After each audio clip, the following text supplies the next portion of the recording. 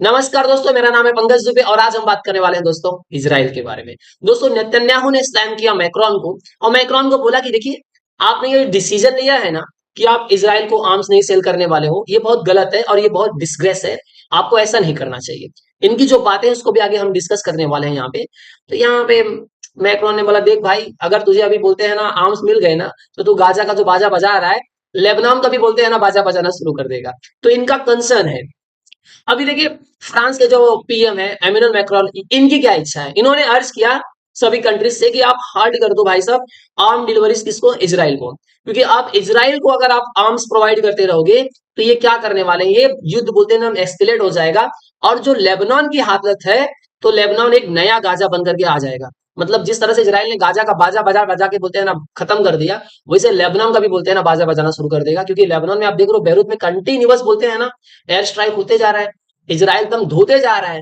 अभी यहाँ पे भी खबर आई थी कि भाई साहब, जो हिजबुल्लाह का जो नया चीफ बनने वाला था, इजराइल ने उसको भी ठोक दिया। बना नहीं, उसके पहले ठोक दे रहे हो।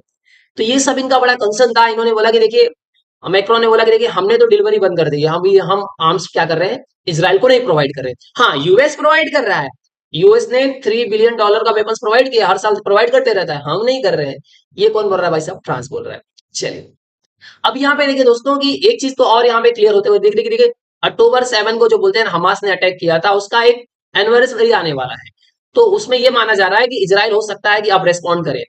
क्योंकि अभी क्या हुआ था, रिसेंट में आप जानते हो कि ईरान ने क्या किया था, अराउंड 200 तक मिसाइल्स मारी थी, कहाँ पे, इजराइल में। इतनी भयंकर भयंकर मिसाइल मारी थी, खाली कबूतर और कौवा मरे थे। तो अब ये आशा लगाया जा रहा है कि इजराइल ने बोला था, ये देखो हम मारेंगे, टाइम और प्लेस बताएंगे नहीं, बस उड़ा देंगे तुमको। तो ये आकलन लगाया जा रहा है कि उसके पहले या उस दिन या उसके 2 दिन के बाद बीच में इजराइल क्या कर सकता है, अटैक कर सकता है किसके ऊपर, ईरान के ऊपर। अब यहाँ पे देखिए, ये सब तो चीजें हुई। अब नेतन्याहू ने क्या बोला, नेतन्याहू ने स्लैम किया फ्रांस के प्रेसिडेंट एमेनुअल मैक्रोन को और बोला कि देखिए भाई साहब, आपने ये जो बोला ना कि आप हमको आर्म्स नहीं प्रोवाइड करने वाले हो, तो ये गलत है। मैं आपसे पूछना चाहता हूं, क्या ईरान हिजबुल्लाह को, हुतीस को, हमास को बोल रहा है क्या कि मैं तुमको, अब भैया तुम ज्यादा कर रहे हो, अब तुमको मैं आर्म्स नहीं प्रोवाइड करूंगा? ऐसा वो बोल रहा है? वो जब नहीं बोल रहा है तो तुम क्यों बोल रहे हो? ये सब ग्रुप्स क्या है, तेहरान बैक्ड, इनको कौन सपोर्ट करता है? पूरा तेहरान सपोर्ट करता है। जो कंट्रीज को, सभी कंट्रीज को इन बोलते हैं ना टेरर एक्सिस ग्रुप के खिलाफ बोलते हैं ना आवाज उठानी चाहिए। और आप लोग क्या कर रहे हो, इजराइल को ही बोल रहे हो भाई साहब कि हम आपको आर्म्स नहीं प्रोवाइड करेंगे। आपको ये बोलना चाहिए कि हम इनको खत्म कर देंगे, और हम, आप नहीं खत्म कर पा रहे हो, हम खत्म कर रहे हैं, तो कम से कम हमको आर्म्स तो दे दो। ये बोलना चाहते हैं कौन, नेतन्याहू। तो इन्होंने बोला कि ये बहुत बड़ा डिसग्रेस है। इन्होंने बोला कि देखिए, Israel would win even without their support. बोलते हैं कि चाहे यूरोपियन यूनियन, वेस्टर्न कंट्रीज, किसी का सपोर्ट मिले या ना मिले, अमेरिका तो हमेशा साथ में रहेगा, क्योंकि अमेरिका कभी छोड़ ही नहीं सकता। अमेरिका ने तो पूरा बसाया है इसी को। तो भी मैं ये युद्ध जीतूंगा। ये किसका कहना है, नेतन्याहू का। और लेकिन बोलते हैं कि नहीं, एक शर्म हमेशा आएगी फ्रांस को, और वो हमें लंबे समय तक आते रहेगी, मैं भले इजराइल युद्ध जीत जाए। तो ये फाइट हम लड़ेंगे, तब तक लड़ेंगे जब तक हम जीत नहीं जाएंगे। हमारे लिए और पूरे वर्ल्ड के में पीस, शांति के लिए हम ये क्या कर रहे हैं, युद्ध लड़ रहे हैं। ये किसका कहना था, नेतन्याहू का। अब इसमें ये देखने वाली बात है कि दोस्तों, ये युद्ध बोलते हैं ना, अब ये कौन सी तरफ जा रहा है।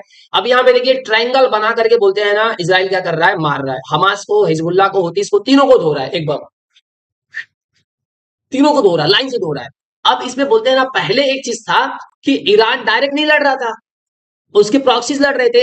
अब मामला एकदम आमने सामने का आ गया है। इन्होंने मिसाइल मार दिया, ये बोलता है भैया हम अब रिटेलिएट करेंगे, भैया हम अब इसका जवाब देने वाले हैं।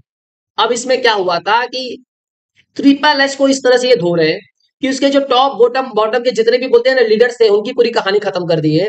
बाद में यहाँ पे पता चला कि अभी जब इन्होंने 100 अराउंड 200 मिसाइल्स मारी, तो जो बाइडन ने बोला कि पहले ऑयल प्रोडक्शन फैसिलिटीज उड़ा दो, न्यूक्लियर फैसिलिटीज उड़ा दो। बाद में उन्होंने बोला नहीं ये मत करो, और वो बोला कि नहीं नहीं ये भी मत करो, कोई अल्टरनेट चीज देखो उसको उड़ा दो, क्योंकि इससे दोनों से प्रॉब्लम हो जाएगा। ऑयल प्रोडक्शन फैसिलिटीज उड़ाओगे तो पेट्रोल का प्राइस 5% तक बढ़ चुका था अचानक से, जैसे जो बाइडन ने अपने कमेंट दिए थे। और ये न्यूक्लियर फैसिलिटीज बढ़ाओ, उड़ाओगे तो युद्ध बहुत बड़ा हो जाएगा, बहुत सारी कंट्रीज के अंदर इन्वॉल्व हो जाएंगे, तो ये मत कर, कुछ दूसरा अल्टरनेट प्लान देख लो, आप मुद्दे को उड़ा दो।